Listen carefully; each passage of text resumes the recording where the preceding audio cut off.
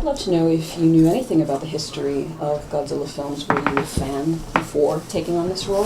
No, I mean, I think the only thing I grew up with was knowing that there was a Matthew Broderick one. Never saw it. And I just, like, remember, like, my brother and I joking about dubbing. And, like, that's really it. Like, that's all Godzilla really was to me, was the Americans making the little, ooh, there's Godzilla, or whatever. And that's really it. And it was Gareth's presentation and him explaining the history of it to me and rerouting it back to that. The idea that it's this embodiment of almost human error. And so that was what was so fascinating to me about it.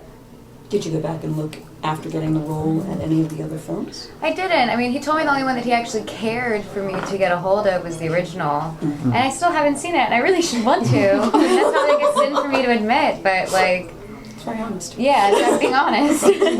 Thank you. But he said, you know, don't go back and look it up. Like, the only one you'd ever want to see is 1954. Thanks. Usually the women in these films are just pitiful and helpless to the bone. And that wasn't so much so. So you have no history to reflect upon that, which is a good thing. Yeah, I mean, I feel like in most, in a lot of end of the world films, that tends to happen.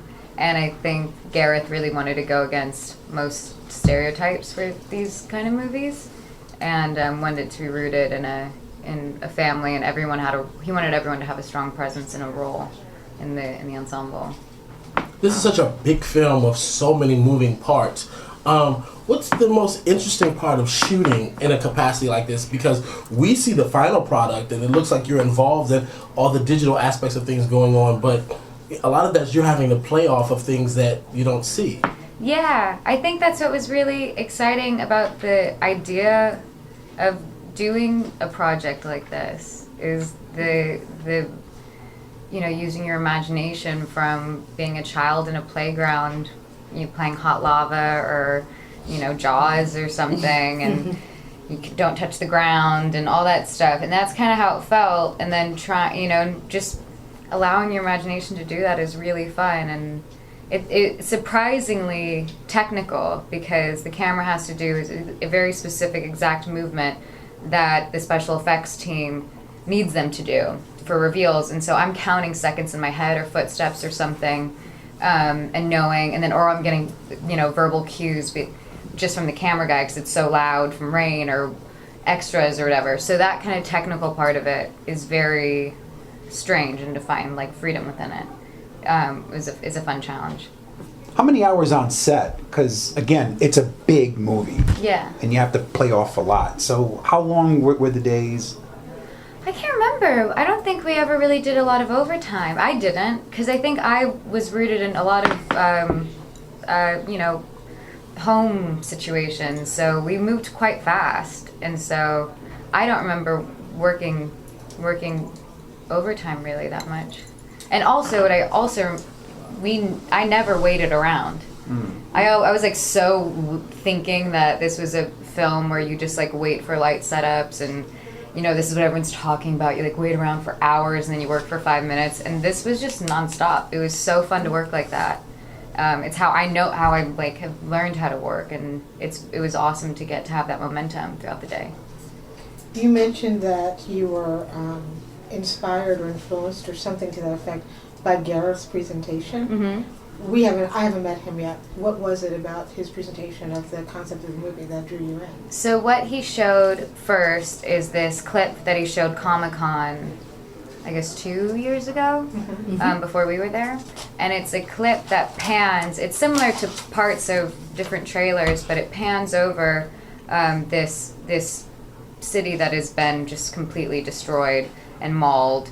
And you just hear in a voiceover, an Oppenheimer quote, him saying this quote that I don't think they could get rights for or whatever, but him saying this quote about I've created a monster, so much death, so much like nightmares and all that, and it gives you chills, and then you see these like this like destroyed monster on the ground. I mean, everything about it was like, it was gritty, it was saturated, it was like just beautiful, and then he's telling me that I have an opportunity to be part of that film that's going to be made and hasn't been made yet. And you're like, if this is the style of a film you're going to make, then like I'm in. You don't have a script to show me, but I'm good for whatever you want to workshop. Like it's a strong statement, and I think the whole reason sci-fi and monster films are made is to represent a larger story, and this is exactly what that does. The scene where you and your son are at home and the news clip is on and it's showing what's happening with the battle with the creatures, it's interesting. You know, we've had natural disasters here in the U.S. And in the whole world. How would it feel being at home, turning on CNN and seeing these dinosaur-like animals? What state of mind would you be in? To see monsters? Yeah.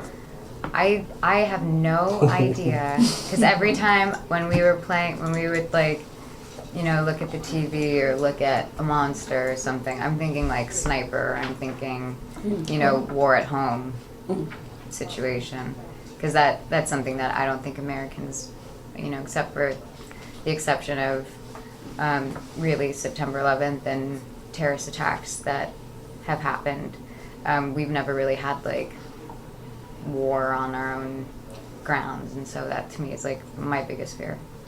The original Godzilla was a big warning against nuclear war. This one seems to have a bunch of different analogies, a bunch of different messages. What do you think is sort of the overreaching arc? What do those monsters represent in this day and age? I think it represents a negligence of humanity and a disrespect of nature. And what Ken's character talks a lot about is that we can't control nature, and nature is eventually going to have to restore itself, and that kind of idea.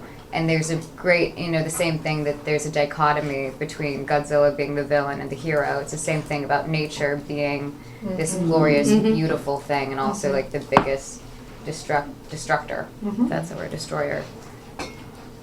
This film that has, you know, fantastic concepts. Do you see your character in the family unit as the kind of the characters that ground the audience, and did you approach your role that way?